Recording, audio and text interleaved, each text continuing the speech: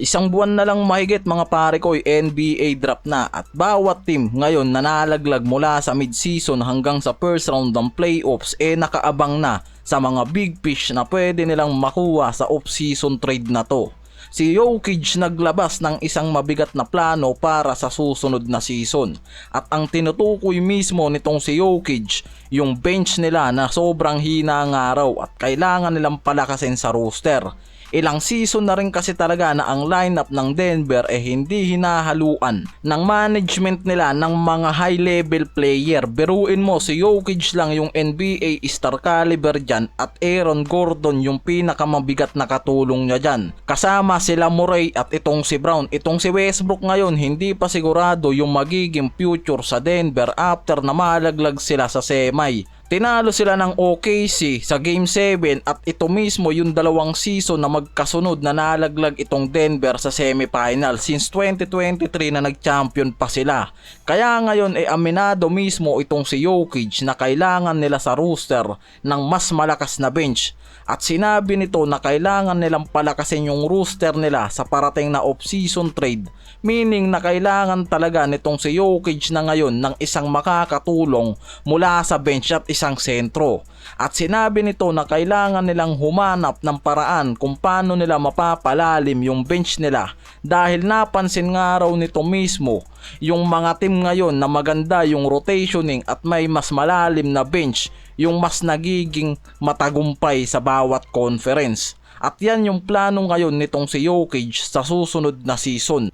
Nakikita kasi ng mga analyst na kinakailangan na talaga ng Denver na makakuha ng high level player na makakatulong nitong si Jokic at Gordon sa lineup. At yan ngayon yung plano nitong si Jokic, makakuha ngayon ng isang high level player sa parating na trade off season. Nakikita ngayon na ang Lakers nag-iba na talaga ang direksyon kung paano nila mas i-improve pa yung roster nila sa pagkuha ng isang high level center. Wala kasi silang ibang option kung hindi i-trade itong si Reeves kasama sila Hachimura, Finney Smith o Gabe Vincent para lang makakuha ng top tier center. Sa senaryong to kasi kung gagawa ng trade ang Lakers sa Philadelphia, nakikitang wala masyadong dahilan ang Lakers para tumanggi sa trade na to. Mula dito kila Hachimura, Austin Reeves, Dorian Finney-Smith. Isa naman talaga yung mga yan sa mga asset player ng Lakers. Si Reeves pa, yung isa sa nakikitang may potential na maging star player.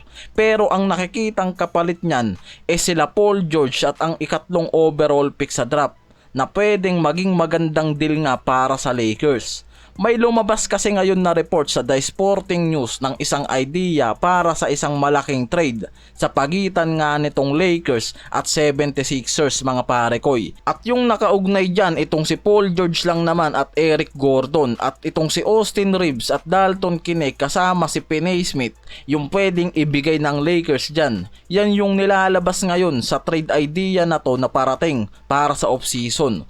Although malaki yung pangalan na nakaugnay dyan mula dito nga kay P. George at Eric Gordon ng Philadelphia na pwedeng magpalaki sa salary cap space ng Lakers hindi nga kasi yan yung nakikitang hinahanap ng Lakers para sa trade na to mga parekoy.